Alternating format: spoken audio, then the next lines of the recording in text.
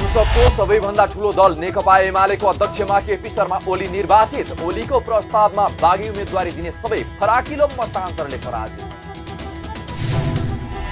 मौद्रिक नीतिको पहिलो त्रैमासिक समीक्षापछि शेयर बजारमा 100 अङ्कभन्दा धेरैको पहिरो। कारोबार रकम र शेयर सङ्ख्यामा पनि उल्लेख्य कमी। स्वदेशमा उत्पादन भएको जुत्ता, चप्पल तथा छालाजन्य वस्तुमा ग्राहकहरूको आकर्षण। स्वदेशी उत्पादन गुणस्तरीयका साथै सस्तो समेत भएको भन्दै खुसी व्यक्त। हामी छौं पल पल तपाईसँग, हिमाल पहाड तराईसँग, साथ छ हाम्रो बढ्ने कदमलाई। सलाम छ ती पोरखे हातहरूलाई, जिन्दगी सजाइदिन्छौँ हामी, हर सासको साथी बन्छौँ हामी। सुरक्षा अनि समृद्धि प्राण छ हाम्रो। आफू पनि बचौं, अरूलाई पनि बचाऊ। आजै नेपाल लाइफमा जीवन बिमा गरौँ। हामी हौं नेपाल लाइफ। नेपाल लाइफ, किनकि जीवन अमूल्य छ।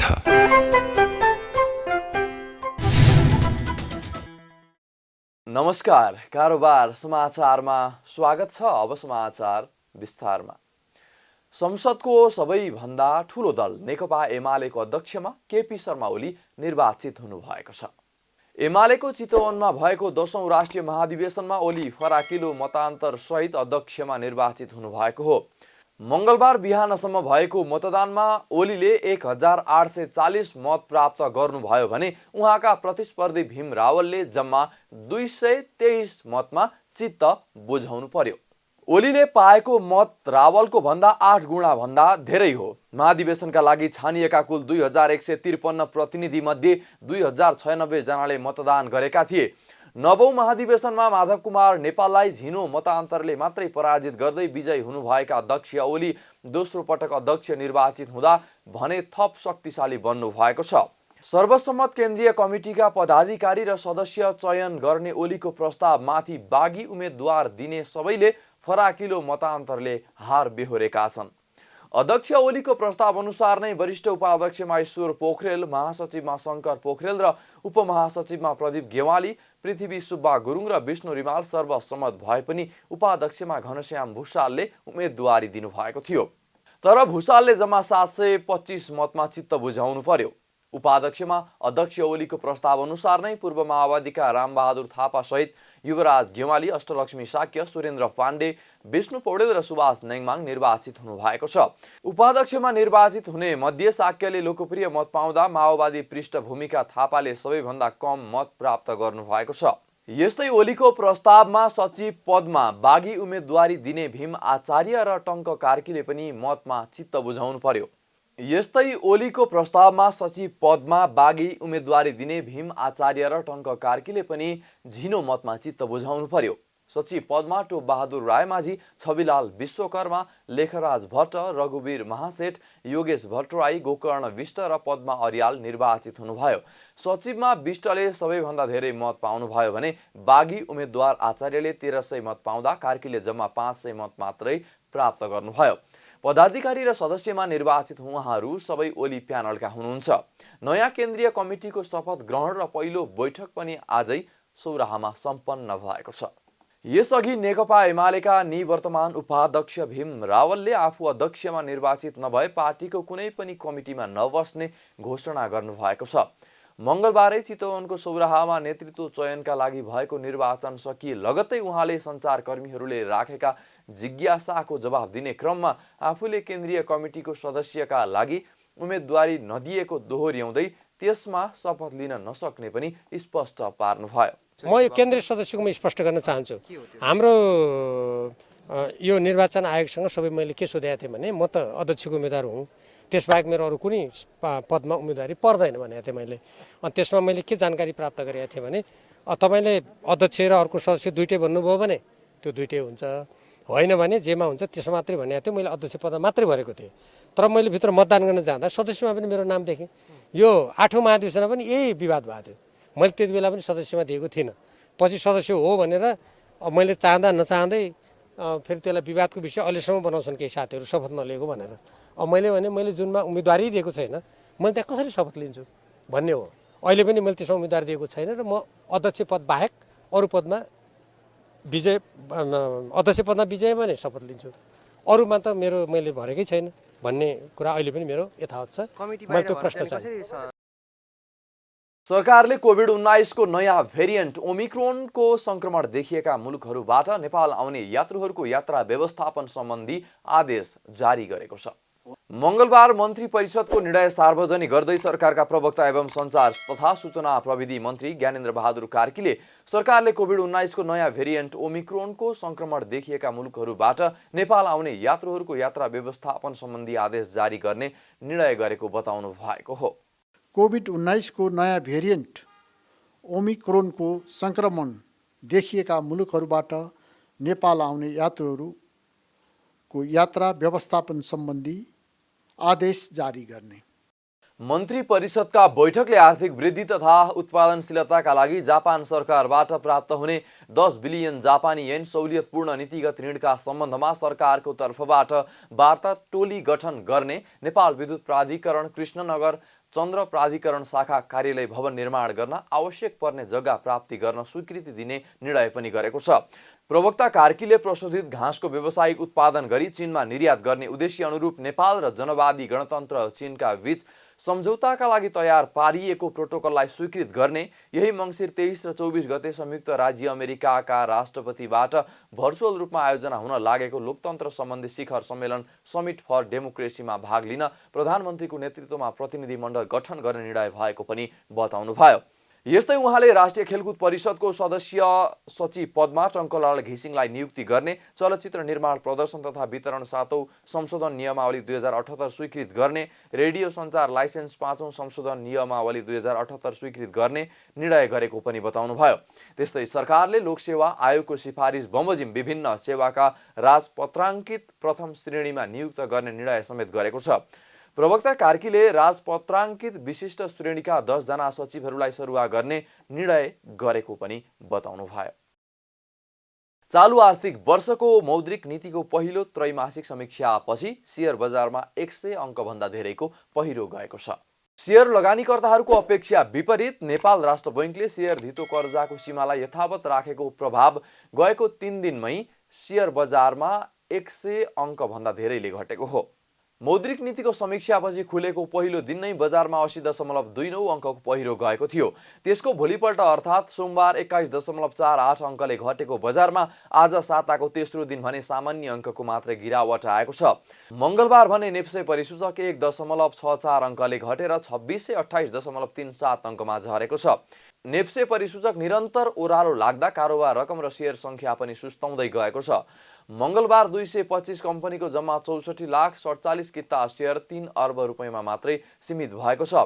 अघिल्लो दिन घटेको बजारमा पनि 42,25,000 किता शेयर 4 अर्ब 89 लाख रुपैयाँमा किनबेच भएको थियो। आज दिनभर तीव्र उतार चढाव देखिएको बजारमा विकास बैंक, जलविद्युत, वित्त, निर्जीवन बीमा, अन्य र म्युचुअल फन्ड समूहको परिसूचक भने बढेको छ। वाणिज्य बैंक, व्यापार, होटल र पर्यटन उत्पादनमूलक, लघुवित्त, जीवन बीमा र लगानी समूहको परिसूचक मात्रै राताम्य भएका छन्। यस दिन सामलिङ पावर, हाइड्रो पावर, न्यादीको शेयर मूल्य भने बढेर सकारात्मक सर्किट ब्रेकर लागेको छ। कारोबार रकमको आधारमा आइसिएफसी फाइनान्स, महालक्ष्मी विकास बैंक, हिमालयन डिस्टिलरी लगायतको सर्वाधिक कारोबार भएको छ। शहरी विकास मन्त्री रामकुमारी झाँक्रीले सवारी साधनबाट हुने प्रदूषणलाई व्यवस्थापन गर्नुपर्नेमा जोड दिनु भएको छ। मंगलबार जलवायु परिवर्तनसँग सुहाउँदो शहरी विकास परियोजना कार्यक्रम सार्वजनिक गर्दै मन्त्री झाँक्रीले सवारी साधनबाट हुने प्रदूषणलाई व्यवस्थापन गर्ने कुरालाई ध्यानमा राखेर अघि बढ्नुपर्ने बेला आएको बताउनु भएको हो। उहाँले ग्लोबल प्लेटफर्ममा नेपालले जनाएका प्रतिबद्धताहरूलाई सबै नागरिकहरूले आफ्नो एजेन्डा बनाएर अघि बढ्नुपर्ने आवश्यकता समेत औल्याउनुभयो। मन्त्री झाँक्रीले अहिले भएका ठाउँहरूलाई राम्रो बनाउन कागजमा कार्यक्रम ल्याएर मात्रै नपुग्ने भन्दै सबैले आफ्नो क्षेत्रबाट आगामी 30 वर्षमा नेपालका विभिन्न सहर नयाँ सहर बनाउने अवधारणा अनुरूप काम गर्नुपर्ने बताउनुभयो। ग्लोबल प्लेटफर्ममा हामीले जतिवटा प्रतिबद्धताहरू व्यक्त गर्छौं त्यसलाई हामी सबैले हाम्रो एजेन्डा हो भनेर भन्नुपर्ने बेला चाहिँ आएको छ। त्यसैले विकासको कुरा गरिरहँदा अहिले इको के भन्छ अब अर्बन प्लानिङको इकोसिस्टम बेसको कुरा गरिरहँदाखेरि अहिले भएका ठाउँहरूलाई कसरी राम्रो बनाउने त? जस्तो काठमाडौँको हिसाबले कुरा गर्ने हो भने काठमाडौँमा त बाटा साँघुरा छन्, ट्राफिक जाम यस्तो साह्रो छ। 1-1.5 घन्टा पिक आवरमा जाममा जोकै परिरहन्छ। त्यसले गर्ने इन्धनको खपत, त्यसले गर्ने प्रदूषण, त्यसले गर्ने ध्वनि प्रदूषणदेखि लिएर मान्छेको समयको यो बर्बादीलाई हामीले कसरी व्यवस्थापन गर्छौँ भन्ने कुरा प्रत्येक मान्छेको एजेन्डा बन्नुपर्छ। यो मन्त्री झाँक्रीले वस्तु र सेवाको उत्पादन बन्नुपर्ने काठमाडौँ वस्तु र सेवाको उपभोगको केन्द्र बनेको पनि बताउनुभयो। उहाँले काठमाडौँ व्यवस्थित र आधुनिक सहर नभई ढल र अव्यवस्थित मानिसहरूको थलो भएको बताउनुभयो। मन्त्री झाँक्रीले काठमाडौँमा मेट्रो रेल चलाएर ट्राफिक जामको व्यवस्थापन गर्न सकिन्छ भन्नेहरूले त्यसको बारेमा अध्ययन नगरी जाने सुनेको भरमा मात्रै भन्दै हिँडेको आरोप पनि लगाउनुभयो। जस्तो काठमाडौँ सहरको अव्यवस्थापनको कुरा गर्ने हो भने यो चाहिँ वस्तु र सेवाको उत्पादन केन्द्र हुनुपर्ने काठमाडौँ वस्तु र सेवाको उपभोगको केन्द्र मात्रै छ यो। अनि यो व्यवस्थित सहर र एउटा आधुनिक सहर होइन। यो ढल बाटो बिग्रेको अनि अव्यवस्थित मान्छे, एकले अर्कोको सोसल इन्टिग्रेसन पनि त्यति राम्ररी नहुने, एक प्रकारको मोनोटोनस एउटा अर्कै एउटा अवस्था बनिरहेछ। त्यसकारण यसलाई बनाउन सकिन्छ कि सकिन्न भन्ने भने यदि सबै मान्छेले कमिटमेन्ट गर्यो भने सकिन्छ। काठमाडौँमा त तँ मेट्रो चलाउन सकिन्छ नि, ट्राफिक जामलाई एकदम व्यवस्थित गर्न भन्नुहुन्छ। त्यो भन्ने मान्छेलाई यो थाहा छैन कि मेट्रो बनाउन कति लाग्छ, बनाउन कति वर्ष लाग्छ, लगानी कति लाग्छ, त्यसको उपयोगिता के हुन्छ र हाम्रो यो सहरभित्रको जनसङ्ख्याले मेट्रो बनाइहाल्यौँ भने पनि त्यो आफैमा इकोनोमिक हिसाबले त्यो सम्भाव्यता हुन्छ कि हुँदैन। कहीँ 2 लाइन अध्ययन अनुसन्धान भएको डकुमेन्ट हामीले देख्दैनौँ र कसैले भन्दैनौँ। चुनावका बेलामा त हामीले मोनोरेलदेखि सबै रेल चलाइसक्यौँ। त्यसकारण सुने जानेको आधारमा गफ गर्ने कुराले हाम्रा यी सारा चिजहरू बिग्रेका छन्। मन्त्री झाँक्रीले नयाँ सहर, मेगा सहर र स्मार्ट सिटी बनाउनको लागि अध्ययन र अनुसन्धानको खाँचो रहेको समेत बताउनुभयो। स्वदेशमा उत्पादन भएको जुत्ता, चप्पल तथा छालाजन्य वस्तुलाई ग्राहकहरूले रुचाएका छन्। 19 दिनदेखि काठमाडौँको भ्रिकुटी मण्डपमा जारी जुत्ता, चप्पल तथा छालाजन्य वस्तुको प्रदर्शनी अवलोकन गर्न पुगेका ग्राहकहरूले स्वदेशी उत्पादन भएको सामान रुचाएका हुन्। आयोजकले समेत उत्पादनमा ग्राहकको आकर्षण बढ्दै गएको देखिएको आयोजकले समेत बताएका छन्। सोमबारसम्म मात्रै सञ्चालन गर्ने भनिएको प्रदर्शनीमा ग्राहकहरूको भिड बढ्दै गएकाले मङ्सिर 19 गतेसम्म सञ्चालनमा रहने बताइएको छ। शिखर जुत्ता कम्पनीका स्टल प्रमुख राजु उप्रेतीले स्वदेशी उत्पादनका जुत्ता चप्पलमा प्रदर्शनीमा आउने ग्राहकको आकर्षण देखिएको बताउनुभयो। उहाँले ग्राहकको स्वदेशी उत्पादनका जुत्ता चप्पलमा देखिएको आकर्षणले हरेक वस्तुको स्वदेशी उत्पादनमा जोड दिनुपर्ने देखिएको समेत बताउनुभयो। यसमा चाहिँ अब ग्राहकहरू पनि एकदम खुसी हुनुहुन्छ। अब किनभने अब सस्तोमा यत्रो धेरै कम्पनीहरूको चाहिँ एकै ठाउँमा छानी रोजिकन एकदमै धेरै सस्तो प्राइजमा जुत्ताहरू किन्न पाउनु भएको छ। ग्राहकहरू पनि खुसी हुनुहुन्छ। सँगसँगै कम्पनीहरू पनि अब यो कोभिडले एक किसिमको असर परिरहेको बेलामा अब यो एकै ठाउँमा सबैजना बसेर अब जुत्ता बेच्दाखेरि कम्पनीहरूलाई पनि आफ्नो स्टक पनि सँगसँगै जाने भयो। यो कम्पनीलाई पनि एउटा एक किसिमको चाहिँ यो अप्ठ्यारो परिरहेको बेला सजिलो हुने भयो। सँगसँगै कस्टमरहरूलाई पनि अब धेरै कम्पनीको जुत्ताहरू एकै ठाउँमा किन्न पाउँदाखेरि उहाँहरू पनि एकदम खुसी हुनुहुन्छ। त्यसले नै हामीले अब यो 13 गतेसम्म लगाउने भनेको मेला अब चाहिँ यो 19 गतेसम्म लगाउने भनेर अहिले थप टाइम पनि थपेका छौँ।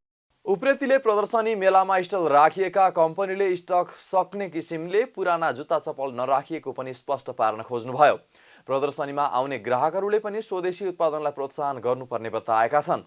स्वदेशी उत्पादनका गुणस्तरीय जुत्ता चप्पल सहुलियत मूल्यमा पाइने भएकाले स्वदेशी कम्पनीको उत्थान गर्नुपर्ने ग्राहकहरूको भनाइ छ। एकदम राम्रो लाग्यो। अब सस्तो पनि छ, राम्रो पनि लाग्यो, अलि क्वालिटी पनि राम्रै छ। अब भित्र चाहिँ हेर्दाखेरि सबै कुराहरू राम्रो देखियो। जुत्ताहरू नयाँ पनि छ, अब क्वालिटी पनि छ हैन, सस्तो पनि छ, राम्रो लाग्यो एकदम।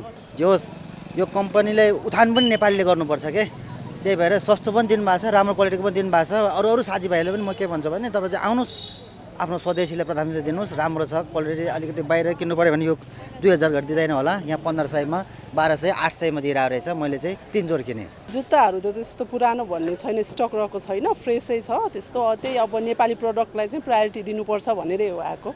फुटवेयर म्यानुफ्याक्चर्स एसोसिएसन अफ नेपालको आयोजनामा कार्तिक 26 गतेदेखि सञ्चालन रहेको छ। मेलामा छाला जुत्ता तथा वस्तुमा 15 देखि 50% छुटको व्यवस्था समेत गरिएको छ। प्रदर्शनीमा नेपालका चर्चित 30 वटा कम्पनीका 100 भन्दा धेरै स्टल राखिएको छ। प्रदर्शनीभर करिब 2 करोड रुपैयाँको कारोबार हुने आयोजकको अनुमान छ। कारोबार समाचारमा अब सुन चाँदी र विदेशी विनिमय दर सम्बन्धी जानकारी।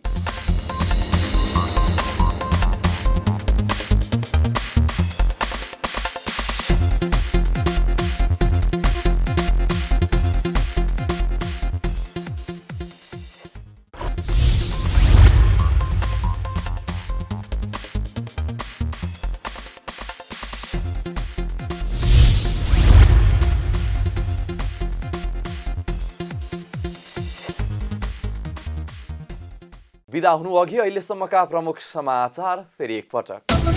संसदको सबैभन्दा ठूलो दल नेकपा एमालेको अध्यक्षमा केपी शर्मा ओली निर्वाचित। ओलीको प्रस्तावमा बागी उम्मेदवारी दिने सबै फराकिलो मतान्तरले पराजित। मौद्रिक नीतिको पहिलो त्रैमासिक समीक्षापछि शेयर बजारमा 100 अङ्कभन्दा धेरैको पहिरो। कारोबार रकम र शेयर सङ्ख्यामा पनि उल्लेख्य कमी। 10 स्वदेशमा उत्पादन भएको जुत्ता, चप्पल तथा छालाजन्य वस्तुमा ग्राहकहरूको आकर्षण। स्वदेशी उत्पादन गुणस्तरीयका साथै सस्तो समेत भएको भन्दै खुसी व्यक्त। कारोबार समाचार सकियो। हामीलाई बिदा दिनुहोस्। नमस्कार।